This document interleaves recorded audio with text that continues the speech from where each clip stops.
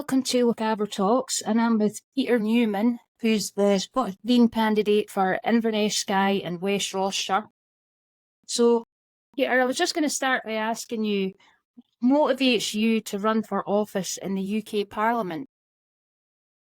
Well, thank you very much for having me. It's really nice to be with you.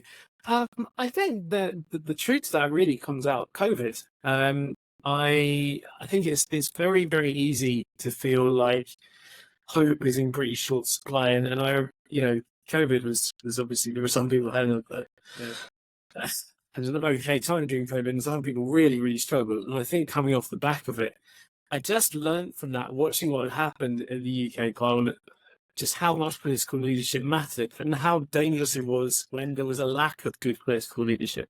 And obviously, I'm a member of the Green Party, and for me, I want to make sure that nobody who runs in an election doesn't have to answer to those issues, because they're just, in my opinion, fundamental. And so that was the big motivation for me. Oh, that's great. So, what out of your election pledges do you feel is the strongest? I mean, that's a really good question, because the likelihood of the Scottish Green Party forming the UK government is quite small. I think that's a fair thing. So in some ways, I mean, obviously the tackling the environment and the climate crisis is really important. But that's such a complicated issue that which bit you tackle is really important. So for me, the strongest thing really is the pledge to introduce a wealth tax.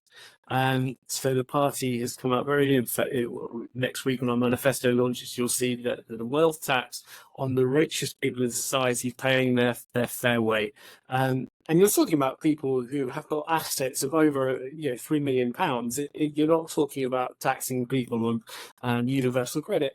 And that to me is fundamentally just the right thing, isn't it? Is that the people who have the most should help the people with the least and should pay their way.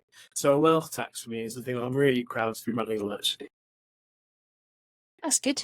So, you'll know yourself that the infrastructure in Lochaber is really in desperate need of investment.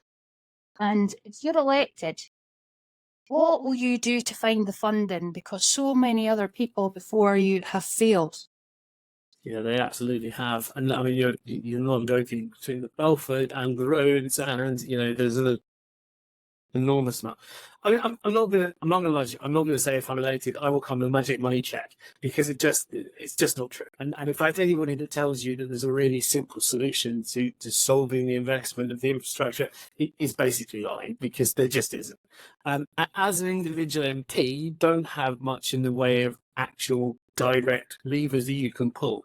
But what you can do is you can work with the Highland Council and the Scottish government, and you can look at external funding and work together. So that's really what you would do if you're elected. You'd have somebody that would be willing to work constructively with those other partners to look at getting money in. The other thing that I would really like to see, and I don't know how much it's getting traction down in Lochaber, is the Cromarty Freeport. Now, as the Green Party, we're quite against the Freeport, and one of the reasons for that is that you've got huge multinational companies offshoring out profits, and I would like them to pay their fair share in infrastructure investment. It is going to add the numbers they're claiming are sort of 6,000 jobs in the Highlands. Well, that's okay. But I would like them to pay for the roads and the schools and the housing that we need, and I would want that to come down to Lochaber as well, because the people of Lochaber are paying their share into the investment that Highland Council has put into the Freeport. I'd like to see us get some decent roads and a new hospital out of that investment, because otherwise, why are we paying for that? Yeah, that's right. So, last question. Why should people vote for you? It's a very sad question, because I'm straight talking, because I have integrity, and if I can't do something, I won't pretend that I can, and because lots of people in Lochaber know me from my work before we were a football club, or when I was involved with South Lochaber, or when I taught the kids as a guidance teacher. When I used to commute over the Corridor Ferry every day, and I just feel like if you want some people always say they vote for the person that they think they can have a pie with. Well, to be honest, quite a lot of them have in October. So I think it's no, it's a normal person. I'll tell you the truth, and that's always dangerous in politics.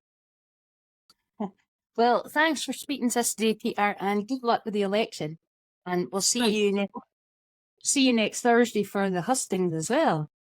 Yeah, it's brilliant. I'm really looking forward to that. Thank you so much for all your theory. Okay, no problem.